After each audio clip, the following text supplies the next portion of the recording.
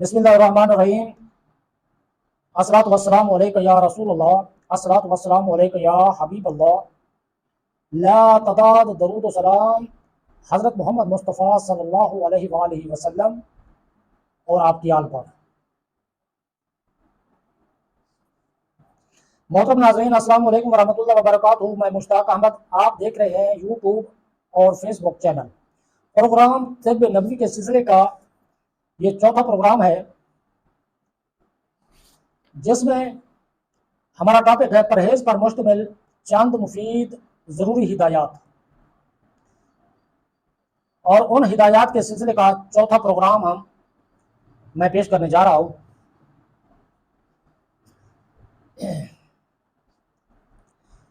بکرات کا قول ہے کہ ہر وہ چیز جسے کثرت سے استعمال کیا جائے وہ انسانی طبیعت کے خلاف ہو جاتی ہے۔ ایک دانشور نے کہا، مجھے بحث و مناظرے میں 3 بار لاجواب ہونا پڑا۔ غور کرنے پر اس کی صرف یہی وجہ سمجھ میں آئی کہ ایک دن میں نے بیگن زیادہ کھائے تھے، دوسرے موقع پر زیتون، اور تیسرے موقع پر لوبیا کی پھلیاں زیادہ کھائی۔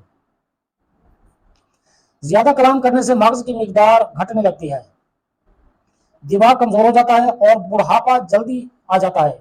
زیادہ سونے سے چہرہ زرد ہو جاتا ہے، دل اندھا ہو جاتا ہے، زیادہ رونا آتا ہے، کام کاج میں سستی ہوتی ہے اور بدن میں فالتو رطوبتیں جمع رہتی ہے۔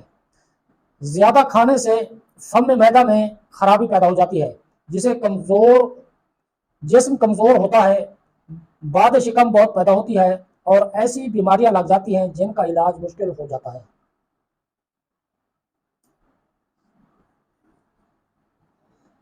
ایک ٹاپک ہے ہمارا، پیچھے بھی کئی بار وہ بیان کر چکے ہیں کہ زیادہ مباشرت کرنے سے دماغ کمزور ہو جاتا ہے۔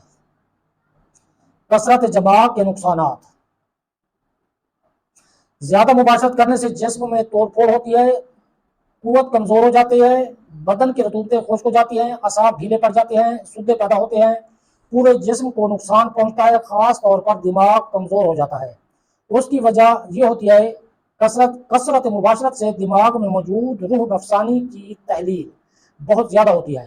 اس طرح اس قدر زیادہ کمزوری واقع ہوتی ہے کہ مجموعی طور پر کسی استفراغ سے اتنی کمزوری واقع نہیں ہوتی، بالخصوص جو ہر روح مادہ منویہ کا اخراج بہت زیادہ ہوتا ہے۔ مفید مباشرت: مفید ترین مباشرت وہ ہوتی ہے جو حقیقی شہوت کی بنا پر ہو، خوبصورت اور کم سن عورت سے ہو، حلال عورت سے ہو، یعنی بیوی یا لونڈی سے ہو، جوانی کی عمر میں ہو، بوقت مباشرت مرد کا مزاج گرم تر ہو۔ نمبر 6، گزشتہ مباشرت پر مناسب وقت گزر چکا ہو۔ نمبر 7، دل غم و غصے کی حالت سے خالی ہو، مباشرت میں افراط نہ ہو۔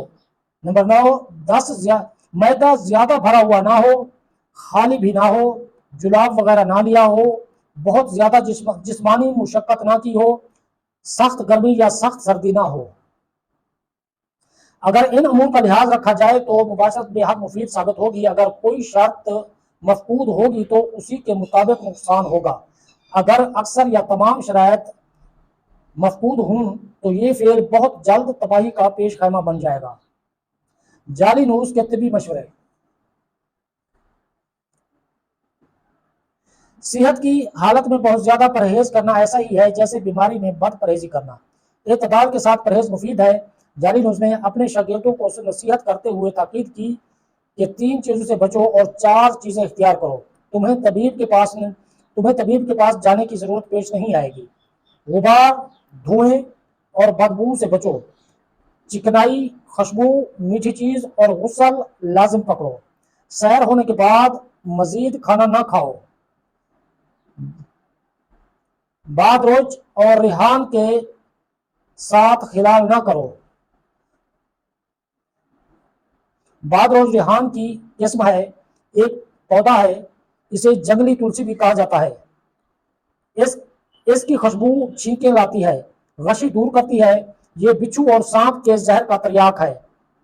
مفرا اور مکوی کلب ہے، اس کی ایک قسم کو بطور خاص ریحان کہا جاتا ہے، اسے سیاہ تلسی یا ناز بو بھی کہا جاتا ہے۔ شام کے وقت اخروٹ نہ کھاؤ، زکام کا مریض چت لیٹ کر نہ سوئے، غم اور پریشانی کے دوران میں کھٹی چیز نہ کھاؤ، جس نے رگ زنی سے خون نکلوایا ہو وہ تیز نہ چلے ورنہ ہلاکت کا خطرہ ہے، جس کی آنکھ میں تکلیف ہے وہ قائل نہ کرے، گرمی کے موسم میں زیادہ گوشت نہ کھاؤ، جسے سردی کے ساتھ بخار چڑھے وہ دھوپ میں نہ لیٹے، ایسے پکے بینگن کے قریب بھی نہ بھٹکو جس میں بیج پختہ ہو گئے ہوں، سردی کے موسم میں روزانہ ایک پیالہ گرم پانی پینے والے کو بیمار ہونے کا خطرہ نہیں ہوتا، جو شخص نہانے سے پہلے جسم پر انار کے چھلکے مل لے تو اسے خارش نہیں ہوگی، جو شخص سوسن کے 5 سالن پودے تھوڑی سی مستگی رومی اور کستوری ملا کر کھایا کرے اس کا معدہ عمر بھر کمزور یا خراب نہیں